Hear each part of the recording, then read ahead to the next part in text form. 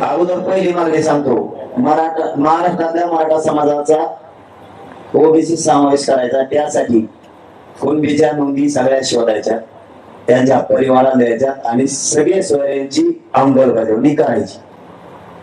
याला जोडून प्लस नसता महाराष्ट्रातला मराठा आणि कुणबी एकाची एका ओळीचा अध्यादेश काढायचा।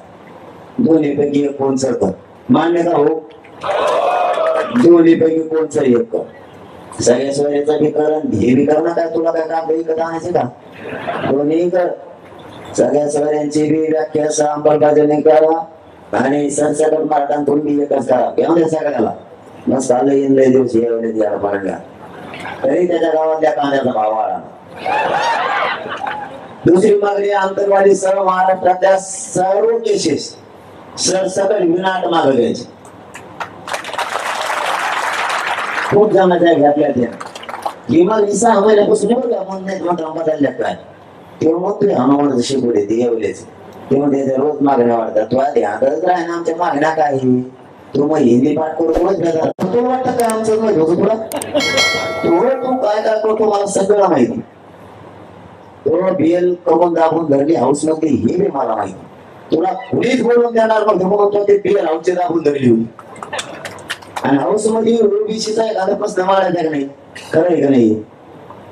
नेता आहे ना माने तो काय तेव्हा मला टप पिऊन म्हणतो का वाटत किती शाळा ओबीसी एवढं मोठा अधिवेशन आहे, चान्स आला खप्पून मारून टाकायचा एखादा ओबीसीचा प्रश्न तेव्हा नाही मांडला। मला मारीन मला टप पिऊन म्हणतो तुला काय अनुभव काय करतोय? तुला मारायला त्याला मग काय उठतंय तुला मारायला? तू असाच टाकणार आहेस। तिसरी मागणी, हैदराबादचे गॅजेट आपण 6 महिन्यापासून घ्यावं त्या हे गॅजेट घ्यायचं। साधी प्रक्रिया आहे त्यासाठी।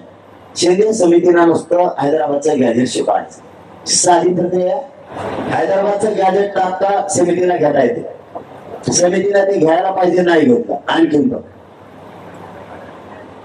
1881च्या जनगणनेत सुद्धा मराठा आणि कुणबी एकच हे सुद्धा घ्या। ध्यानात राहू द्या, तुम्हाला बोलायचं येऊ द्या काय असं म्हणायचं नाही। त्यामुळे मला पाहिजे तुला काय माहिती सांगू आपणच शिकून घ्यायचं काय काय पाहिजे। उद्या माहिती बोलती बंद पडली समजा उपोषणात कोणी सांगायचं सरकारला? तुम्ही सांगायचं पाहिजे म्हणून देतो म्हणजे आपण शिकून घ्या। घराघरातले मराठी आपल्याला लागते आहोत कसं आणायचं शेतात आपणच शिकायचं। पेराला बघायला जायचं ते 2 दिवस नाही पडत पडत राहणं आपलं। आपण पेरायचं शिकायचं, आपण आपलंच करायचं सगळं। लोकांची वर्गात झाला होता 1901ची सुद्धा जनगणना तिच्या सुद्धा मराठ्यांचा उल्लेख आहे, तीही घेण्यात यावी।